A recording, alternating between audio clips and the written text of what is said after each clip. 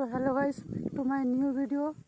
तो गाइस आज का वीडियो में मैंने एक छोटा सा रिपेयरिंग करने जा रहा है। वो हमारे पास एक जियो फ़ोन का चार्जर है, उसका जो कॉर्ड है वो ख़राब हो चुकी है। तो मेरे को कुछ अलग कॉर्ड लगाना होगा, तो कैसे लगाते हो भी आज दिखाएंगे।